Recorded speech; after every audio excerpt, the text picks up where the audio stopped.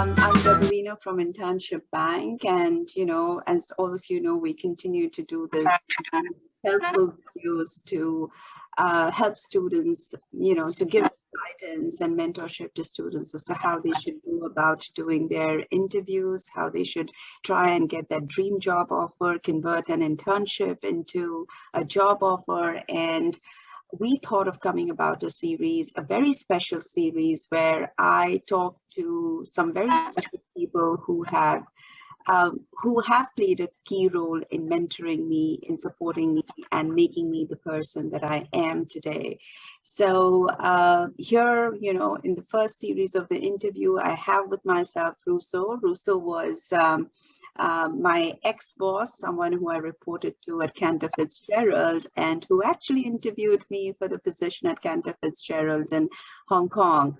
And he's been a great supporter, a great mentor, and I thought, what better person than Rousseau to get to know what he's looking out for in junior associates and young interns. Of course, he was the ex-Asia head of Cantor Fitzgerald, but previous to that, he was also with UBS for a very long time as a managing director. I will stop speaking here right now and maybe hand it over to Rousseau to introduce us and, briefly tell us, if he's ever done internships. If not, how did he manage to dodge the internships, and, what he is generally on the lookout for when it comes to interns and junior associates. And I promise you, this is going to be a really interesting session. Thanks, Rousseau. Thanks for joining, and it's all over to you now. Thank you very much, Debolina, for your generous words, and also for your invitation to speak on your series. And I really obviously value your friendship, but also you're an amazing professional. So it's always been a very good relationship that we've had. As for me, I'm actually. Despite my name, I'm Japanese, brought up in Australia, and I was, educated here, went to university and studied for a law degree. But instead of going into the law, I decided to follow a track into finance. For about 20 years, I left Australia, and firstly going to Tokyo, then to New York, then to Hong Kong, where we obviously met, and then finally in Singapore. So I've had a very, circuitous journey back to Australia, where I am now, but the experiences were amazing. I personally didn't actually have to go through an internship back in my day. I'm not that old, but I'm old enough to say back in my day. Back in my day, it wasn't as important to have that internship experience, but I think, having had a career where I've been in senior management and CEO roles, I've really come to understand the value of the internship. And if you want, that's maybe something that I could elaborate on if that's what you want.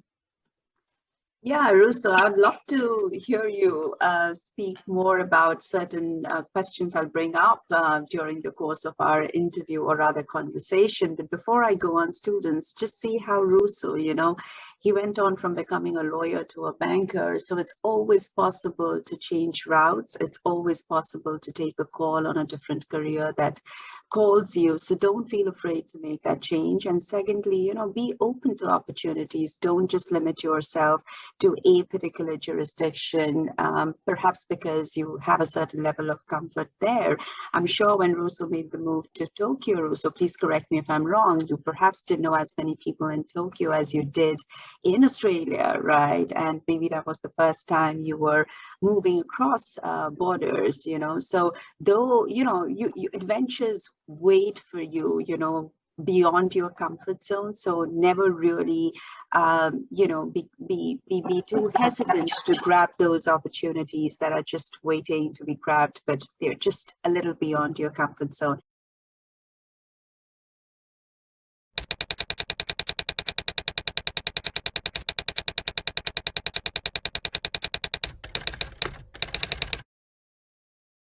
if you were to list, Rousseau, if you were to list about 3 or more qualities, I don't want to limit you to 3, but if you were to list 3 qualities in a young intern or a junior associate, in any organization that you were heading, what are the 3 most or, more qualities you would definitely be on the lookout for? Yeah, I think that's an interesting question. From a management perspective, I would always look at an intern as the hire of potentially the next generation of the firm's leadership. That's how seriously we would look at the interns. And so basically, when we're screening for these candidates, we're trying to spot the gold within each of the people that we look at and see whether they have the potential to rise up to the highest levels of the company. And so it's not one set of criteria for the interns and then another set of criteria for a senior manager or something like that. Clearly, the difference in roles and experience do affect the kind of questions we ask and the expectations that we have. But ultimately, what we're looking for is those young people with the ambition and the drive, et cetera, to actually rise to the highest levels. So with that background in mind, I guess the 3 main qualities. So the first one is competence. Within competence, you have a lot of things such as intellect, you have hard work, and you have a proactive attitude. So the reason why I look for competence is because a very important part of the business is to deliver very high quality advice to clients. And in this kind of fast-paced world, you have to deliver that advice in the time frame that they ask for, which is usually very, very short. So you need people who can think very quickly at a very high level and have the drive and the motivation to get the job done. So that's the first quality. But if you look at the business that most professional firms are in, that's only part of the business, right? Because a very large part of the business is also actually building relationships with clients and getting the business in the door. Another part of the business is also co-creating with your colleagues a working environment which is motivating, where people are open, where they're sharing, and creating basically an environment where people like to work, because as professionals we spend like 12 hours in the office. So those things, where you're creating relationships with clients and also relationships with colleagues, require those soft skills. How do you build a relationship where people can trust you and where people like you? So that's the second thing that I look for. And within that, there are many kind of subdivisions. Communication skills. Does the intern have the ability to eloquently express themselves, both in written and verbal form? But not only expression, can they actually deeply listen to what the clients are trying to say, what their colleagues are trying to say? And based on that feedback, are they able to then connect that with their brilliant intellect and their motivation and whatever, to actually come up with solutions that make sense for the client, or change the organization or their behavior to make things work better in the office? So that's basically the second quality or criteria. And the third one is ultimately the uniqueness of the intern. Does the intern have the courage to be able to show their unique personality, their unique qualities? Because what I tended to find was that a lot of the interns that I dealt with they're all reading these same manuals and books and things like that on what the employer's looking for. And then they come in and basically try to mold themselves into that, which means that you have, you're interviewing so many people who are basically answering the same question with the same stock answer.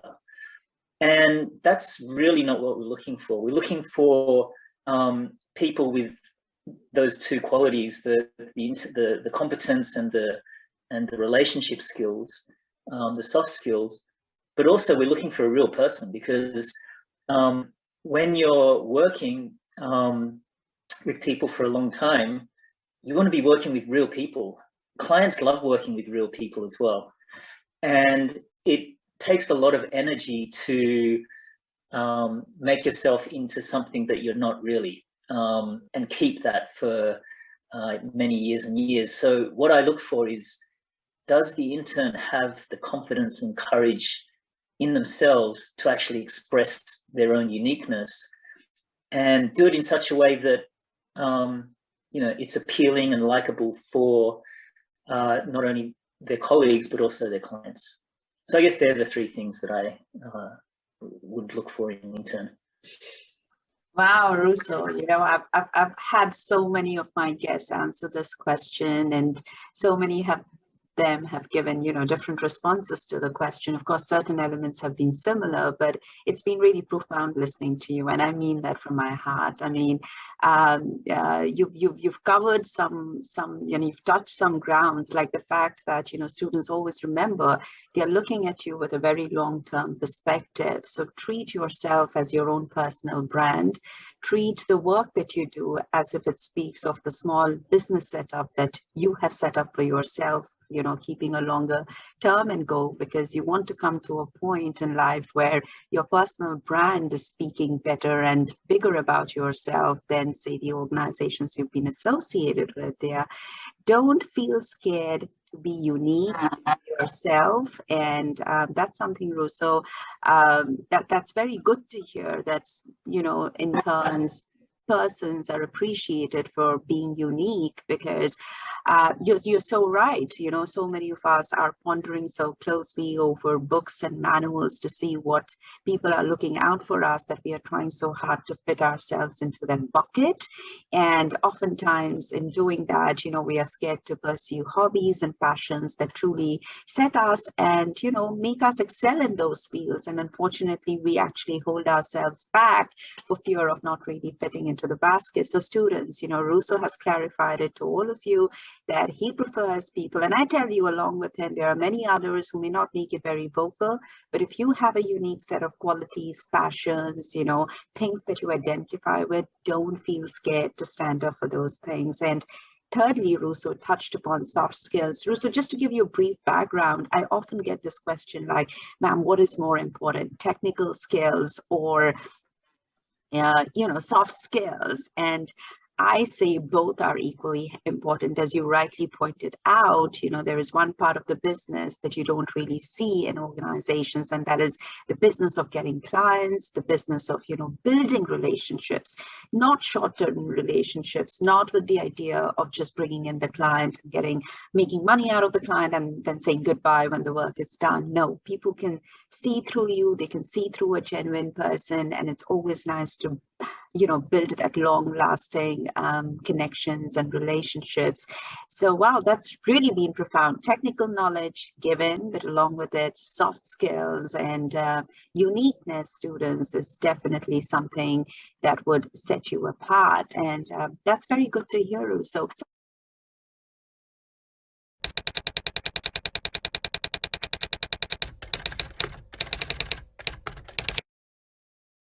Somewhat in similar lines to what I asked previously, when you get so many of these, when you've not really got a chance to see the person, there are many things that become clear when you perhaps meet the person, but before that is the resume bit of it, Rousseau. What kind of resumes would really stand out given that, and how do you make that determination given that, as you rightly said, if I work in a particular organization and so does my peer, and if both those organizations are ranked within the same tier, then it's most likely we'll end up doing the same list of work. So do CVs, like I advise my students to really define the impact they've had within the organization as opposed to simply listing out what they've really done. Because if they simply were to list out the things they've done, more likely, students at a certain level working for a certain type of organizations will have similar work type. So what are the things that truly makes a resume stand out in your opinion? Yeah, well, I think I would answer that by saying story, because, we get hundreds and hundreds of these resumes, right? And they're all from the very good schools. They're generally all have very good grades. They all have various activities and things like that. The one thing that I'm looking for is, how does the student take all of that information that they've got on that piece of paper and weave together their unique story? So, what are the things that they're trying to emphasize? Like, say we have a person who's, very interested in corporate law, let's say M&A or something like that, or it doesn't have to be so specialized. They really want to be a corporate lawyer, and so that's the kind of thing that they're applying for. Then how does all of their activities, the subjects that they've focused on, the extracurricular activities that they've done, even the kind of sports or other interests that they have, how does that actually weave together to form a story where someone looking at their CV for about half a minute can say, bam, I think I believe that person. And because we're only looking at 2-3 pieces of paper, the student has to, well, the person who's screening these CVs is basically using their imagination to try to read into this CV what kind of person they are. Basically intuition and imagination. And so the student really has to try to stimulate as much as possible the imagination of the person who's screening it and provide that convincing story. So, the layout, you don't have to do anything crazy. It doesn't have to be crazy, but it has to be presented in a way that the story is very obvious. That's interesting. So what we can get from what Rousseau is telling students is that we need to be able to connect the dots. If we say we want to be a corporate lawyer, take a step back and, identify with what perhaps Rousseau said are the 3 most important skills he's looking out for in his young associates and interns. And throughout your CV, highlight activities which in a way bring out those 3 main skills that we discussed at the beginning of the series of interviews. So, it really doesn't, don't feel shy of highlighting, say, where highlighting any activity like where you've played a key role in organizing an activity, because as corporate lawyers, as wherever you end up, you will be requiring those soft skills which require you to organize and mingle with people and coordinate and be comfortable interacting with people. So what we are trying to tell you out here is that make sure your skill sets and the activities you undertake highlight and all connect together to point out, because as Rousseau rightly said, he's trying to imagine what kind of a person you are by just looking at your CV. They should all add up to what they are looking for and what you say you are wanting to pursue in life.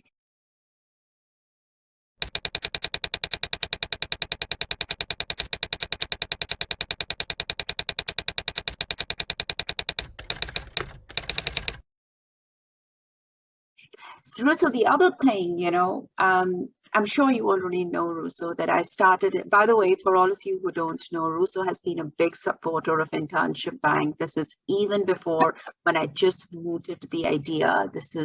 He was perhaps one of the three persons, who really believed in the idea from day one, and in a way convinced me to put more hours into Internship Bank than I have in any other activity of mine, right? So students, you have a lot to thank for, because if Rousseau wasn't there, perhaps to push me around, I don't think Internship Bank would have come to the stage that we are in. And Rousseau knows that we started Internship Bank primarily, of course, to help females, but also students coming from lesser known colleges. I mean, female students coming from lesser known colleges. So Rousseau, just to give you a brief background of what's happening in India, we've in the last decade or so, we've seen a lot of new law schools sprout up, because of which the earlier few well-named, branded, call it what you may, law schools are now seeing many more of their peers in the business, or I would rather say vocation, my apologies, of trying to train lawyers for the future. So many number of students have entered the profession, more law students means more lawyers. And what it has done is increased the competition for the limited number of internships and jobs that are there. Unfortunately, jobs and internships have not really increased at the rate at which you would have liked to, given all these new upcoming law schools. To give you a framework, I think we have somewhere over 1,500 law colleges, institutions in India. That's a lot of, yes. So that's something I myself didn't know, and I don't know if this number has increased any further, given these were the numbers at least a couple of years ago. So we're looking at that kind of number. So what I'm driving at is there are many students who don't really have the benefit of a good branded institution, because branding takes time to build for anything, right, Rousseau? So how do these students, what steps they can take to really be noticed? That's my first question. Presence on LinkedIn, or how do they make and be a little more innovative when it comes to approaching people like yourselves, seniors like yourselves, who could be helpful mentors to them? So that's my first question. Secondly, when one is in the hiring position like yourself, how much of you, and honestly speaking, how much of you gives importance to just the brand name of the college, only the brand name of the college? And so just like to hear from you more on that. Yeah, so in relation to your first question, clearly the number of schools, being 1,500 is just pouring out an enormous number of students. And under any scenario, it's going to be extremely difficult to find, jobs as lawyers for all of those students that are coming out year after year. The way I think about that is for students to broaden their horizons as to what's possible with a legal training. Because, for example, in my case, I was trained as a lawyer and I ended up being in management of a financial institution. So legal skills are clearly important for the actual running of the legal system, which is hugely important institution of the society. But legal skills are also very important because there are so many industries that are regulated. The finance industry being one of them, obviously telecommunications, the resources sectors. So any industry that is being regulated requires lawyers to actually understand what those regulations mean for the business and how to operate within that regulatory framework. So students firstly should, with their legal training, think, okay, being a lawyer is one path, being a legal minded business person is another path. And once you've made that first move, you've just opened up your career opportunities, massively. The second thing is that, once again, related to my own personal experience, I was trained as a lawyer in Australia, but then my career took place all over Asia and the US. So the second option is to think, well, do I have to be a lawyer in India, or do I have to be a business person in India? There are many other places in the world where I can use those skills. Obviously, it's going to require a lot of work, a lot of ambition, a lot of drive to be able to get myself into another country and be successful there. But why not? I mean, you yourself have done it, Evelina. I've done it. It's not impossible. And so once you open up not only the field of industries that you could potentially work in, but also the geographies, then the constraints on what you can potentially do are significantly lower. So that's the kind of mindset that I would encourage interns to have while they're thinking about their career prospects. Your second question was the importance of brand name. Yeah, brand name's important because when you're looking through CVs, you can know that if a certain university's on there, there are certain assumptions about the quality of the students and things like that, that you can get just by looking at the brand name rather than having to do further due diligence. So yes, brand name is important. But if you don't have that brand name, then you're going to have to, once again, build your story or your brand with a less known college, but then you're going to have to enhance that with other experience. So the question is, what are those other relevant experiences that, if a person at a law firm or at another institution looks at, what are those experiences which fit into your brand story, whereby they can just look at it and say, wow, this is interesting. Let me take a second look at this. Or maybe, this is quite unique. I've never seen anyone like this, but it really sparks my imagination. Maybe we should get this person in the door and have an interview. So that's the kind of thing that you have to really put a lot more effort in, a lot more creativity into, if you don't have that brand name school, which, can much easier get you in the door.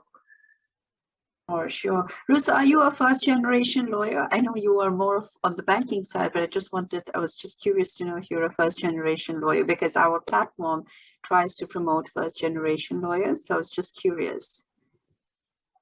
Yeah, well, meaning, were there any other lawyers in my family, or? Yeah, first generation, yeah. So Rousseau, this has been a learning. Your response has actually kind of, opened up doors, for my way of thinking. And this is going to be my takeaway from this interview. The fact that Rousseau students says, don't think of yourself as lawyers alone. Think that the law that you're studying at law schools is helping you develop a legal mind, which will form the basis for your thinking going forward, for your understanding going forward. And Rousseau absolutely is correct when he says that law is an integral part of any industry, any business. You could end up doing anything, but you can never really say that your legal degree has gone to a waste, or you wasted your 5 years or 3 years at law school, depending on the course you are currently pursuing. So that's something that has so closely resonated with me, Rousseau. And thank you for saying that for our students here. So definitely pursuing law is not a waste of time, students. Think of innovative ways in which you can use your degree. You know, you're already honing your mind to think a certain way, to ask questions. That's really important. And, you know, so think of innovative ways which would help you to explore opportunities, not just within India, but even abroad. Rousseau is a first generation lawyer, so am I. And we both took that chance abroad. You know, we both went beyond our comfort zone. So it's very much doable. We don't come from a family of billionaires. I'm just making that assumption, Rousseau, about you. And I hope that's true for whatever I'm saying out here. So it is very much doable, students. Coming to brand name, yes, brand name is important given the fact that, you know, it shows certain things. It shows a student has had to pass a certain type of an examination, go through the rigors of a certain course to be where that student is. But as Rousseau rightly said, that is not just it, you know. So if you come from a new law school, and students, to give you my perspective, when I was a student of NUJS, Rousseau, just to give you a little bit of a background, NUJS is ranked as usually one of the top 3 law schools in India. I mean, the rankings keep changing, but it's regarded as one of the best law schools to be in India. But just to give you a background, student, when I was a student of NUJS, we were still running in the curve of building the name. So we didn't really have the benefit of a brand name, and yet most of our students today have really, really done well. So let the absence of a brand name not hold you back. Instead, I think what it should do is motivate you to double up your efforts, to give your very best, and weave that story that Rousseau is saying, to make yourself visible and make yourself interesting, so much so that Rousseau and the seniors at an organization can't really hold up or wait to meet you for a cup of coffee and see who the person is behind the CV. So let that not hold you up.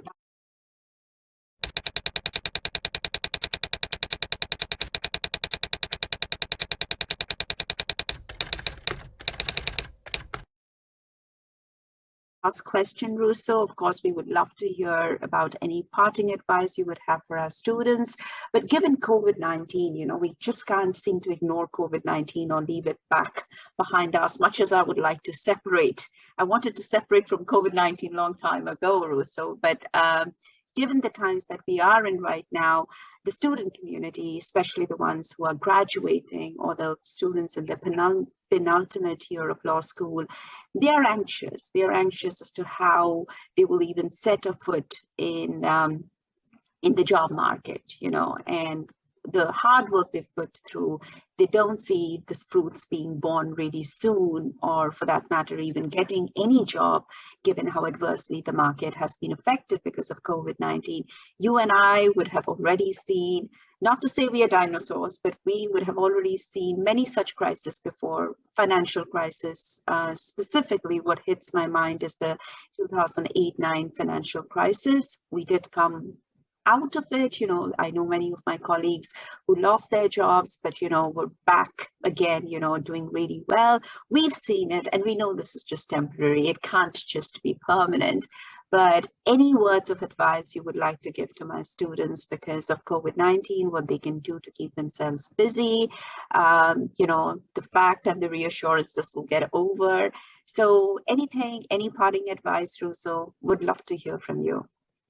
Yeah, I mean, COVID-19 is definitely, at least within our lifetimes, an unprecedented crisis that's unfolding globally. And I definitely understand that students would be anxious about, what the job market is going to bring by the time they graduate.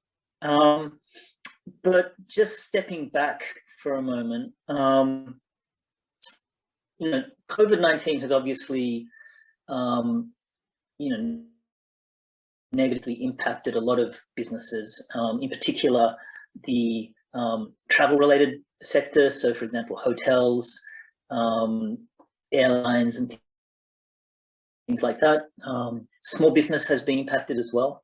But you have to look at the other sectors that have actually benefited hugely from what's been happening. So, for example, the tech sector has massively boomed because of the online traffic that's resulted from everyone shopping from home. Essential services are still required. So, electricity, water, gas, and things like that, they're still on. The financial sector has actually massively boomed because of the stimulation by the central banks. Healthcare has obviously boomed because of the necessity of vaccines and other requirements. So just leaving aside the actual kind of social fairness of how those gains and losses have been distributed, which is one of my pet issues. But if we put that to one side for the moment, there are opportunities in the business space because of that huge growth in the sectors that I've just mentioned. And all of those sectors require, as we're discussing, a legal mind to actually, be able to firstly navigate the regulatory kind of landscape of each of those businesses, but also, things like negotiating contracts and things like that, which is the standard bread and butter of a business person. That requires a legal mind as well. Or if you have a legal mind, you're going to be more effective in your job than if you don't. So there are definitely openings for smart, self-motivated, hardworking people, but definitely there has to be a lot more kind of understanding of what the intern has in terms of their career aspirations, not only from a narrow legal perspective, but opening it up, and then doing the research in terms of where are those opportunities in India or overseas, and how do I get there? What are the kind of experiences that I need to accumulate on my CV to make me an interesting potential hire? So that requires work, and maybe it requires a lot more work than what you and I needed to do to get into our first jobs. But I'm sure a lot of the students who are graduating, do have that motivation and will get up and do that. So that's the first thing. The second thing I think is that the pandemic is only one of the major global crises that we're facing. So, for example, we have the climate crisis, which I would argue is even larger than the pandemic in terms of its medium to long-term impact on society. You have the weakening of democracies globally. You have social movements that are uncovering the dark side of society, such as Black Lives Matter and Me Too. And I think with all of these kind of crises happening, I think a lot of the people in our society, and especially the younger people, are being challenged to see how they can actually build their career in a way that not only meets their goals and aspirations and their kind of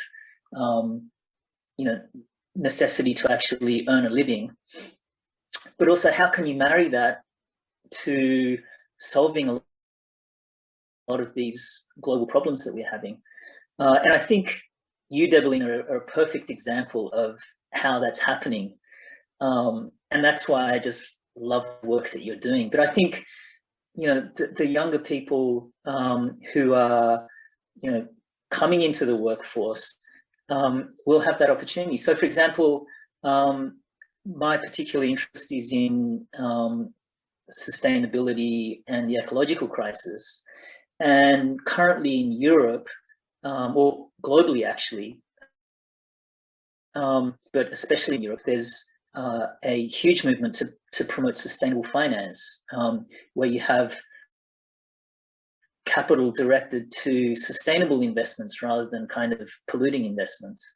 And so there's just a massive overhaul of the regulatory framework in Europe to actually make this happen. And so that's providing huge amounts of work for lawyers, both in terms of drafting those regulations and then on the investor side in terms of interpreting those regulations and putting them into practice.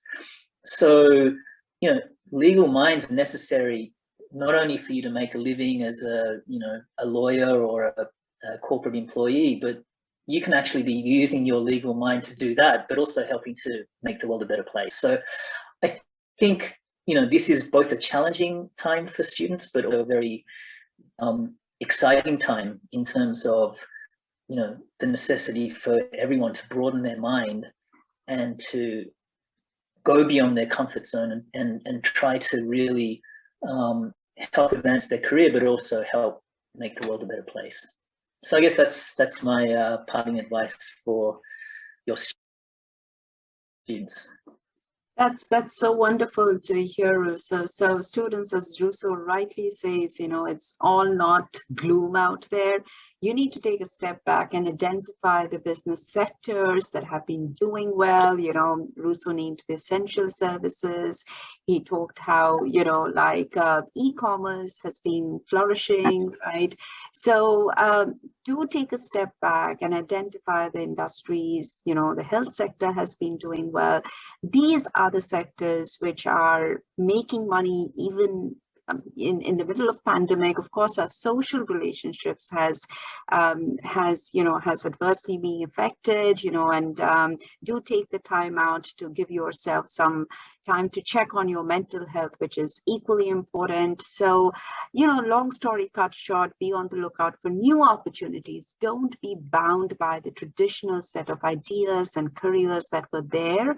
As Rousseau said, even in the finance world, we are coming out with innovative products. We are seeing much more of them than we did earlier. Say even 5 or 6 years ago, we didn't see the rush towards sustainable finance as we are seeing right now. So we are all constantly improving, modernizing ourselves and broadening our outlook and products.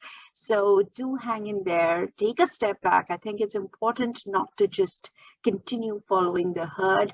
Take a step back and see where you can be a good fit, where you can use your skills to not just better your career prospects, but truly make a difference to the world we are living in. It's been such a joy interviewing you, Rousseau. It has been such an amazing joy, pleasure. Of course, it's given us an opportunity to do a quick catch up in the garb of an interview, but I have so enjoyed your, the talk. Thank you. And thank you so much for your patience for all the technical hiccups that we had prior to the interview. I am so grateful for this, Rousseau. Thank you.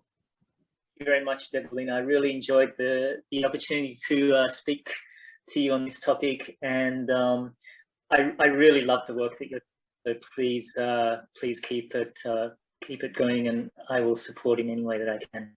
So thank you so much, Rousseau. Thank you. We'll need a lot of your support. So students, that's it from us here at Internship Bank. We'll continue to get you more interviews, which will hopefully broaden your outlook and give you the much needed mentorship and guidance to, guide you in the right direction.